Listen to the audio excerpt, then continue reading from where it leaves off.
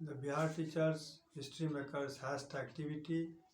मैं चंदन कुमार ठाकुर, ब्लॉक धमदाहा, जिला पूर्णिया से आपका हार्दिक अभिनंदन करता हूं।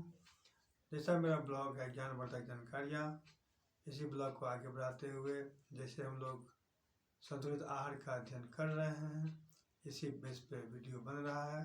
तो आज का वीडियो विटामिन डी के लिए है कि विटामिन डी क्या है, इसके क्या फ़ायदे होते हैं या इसकी कमी से क्या लक्षण हैं, इनकी कमी क्यों होती है, ये सब की चर्चा आज हम इस वीडियो में करेंगे। तो सर्वप्रथम विटामिन डी को क्या कहते हैं। विटामिन डी को कैल्सीफेरॉल के नाम से भी जाना जाता है और यह मुख्य तौर पर हम इसे सूरज की किरण से प्राप्त कर सकते हैं।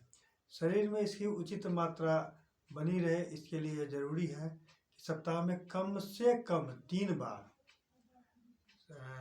हमको 10 से 15 मिनट के लिए सूरज की धूप में या सूरज की किरण में यानी धूप के संपर्क में हमको रहना चाहिए।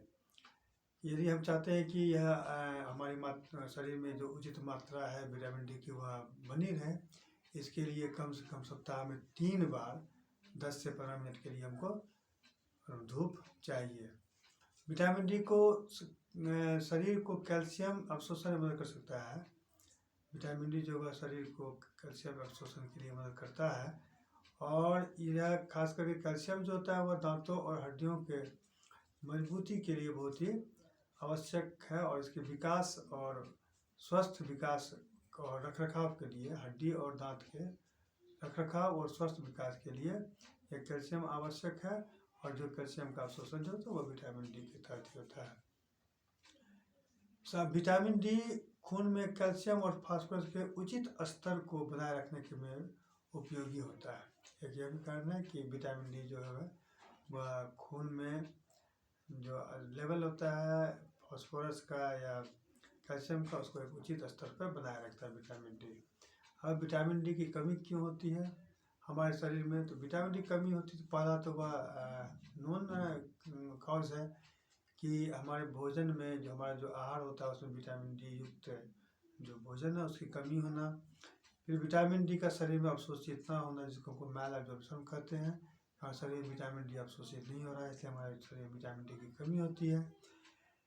फिर सूरज की रोशनी के संपर्क में बहुत दिन तक नहीं। संपर्क बहुत व्यक्ति क्या होते हैं सुबह मतलब इस तरह से होते हैं कि सुबह जाते हैं कहीं और फिर शाम आते हैं, रात में आते हैं, तो उसको विटामिन डी वो सूरज के संपर्क में नहीं आते हैं, तो इससे क्या होता है उनके शरीर में विटामिन डी की कमी हो सकती है। अब हम कैसे पता करेंगे कि विटामिन डी जो है वह हमारे शरीर में विटामिन डी की कमी है। तो इसके लिए जो कुछ लक्षण हमारे शरीर में होते हैं इसका अध्ययन करेंगे। पहले हड्डी में दर्द होना। हड्डी में दर्द होना यह एक कारण हो सकता है कि हमारे शरीर में विटामिन डी की कमी हो। फिर जोड़ों में दर्द होना, जोड़ में भी दर्द इसकी कमी से दर्द हो सकता है। मांसपेशियों में दर्द होना, थकावट होना, ये सब चीज़ें जो है वह विटामिन डी के लक्षण कारण हो सकते हैं। मांसपेशियों में ऐंठन होना, कमजोरी लगना, ये सब भी लक्षण विटामिन डी के हैं। बड़ों में ऑस्टियोपोरोसिस होता है जो एक प्रकार की हड्डी रोग है और इसमें क्या होता है कि हड्डी कमज़ोर हो जाती है और वो दर्द, तो यह ऑस्टियोपोरोसिस बड़ों में विटामिन डी की कमी से ऑस्टियोपोरोसिस होती है जिसमें हड्डियाँ कमज़ोर होती है। जबकि बच्चों में यह रिकेट्स के नाम से जाना जाता है और इसमें भी जो होता है वह हड्डियाँ कमज़ोर होती हैं।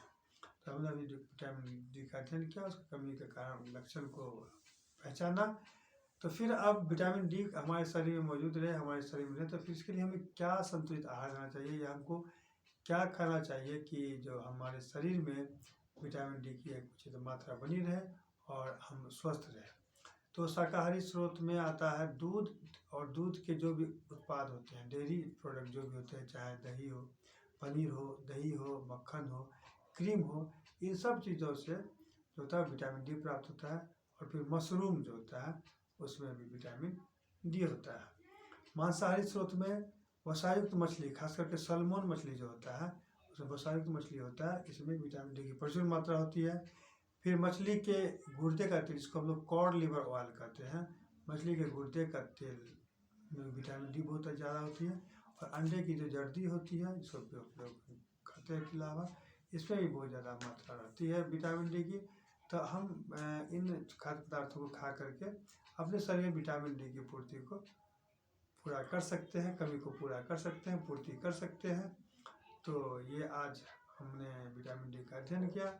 फिर विटामिन डी के बारे में कल चर्चा करेंगे, अगले एपिसोड में, अगले वीडियो में चर्चा करेंगे। तब तक के लिए मैं आपसे विदा चाहूँगा। नमस्कार।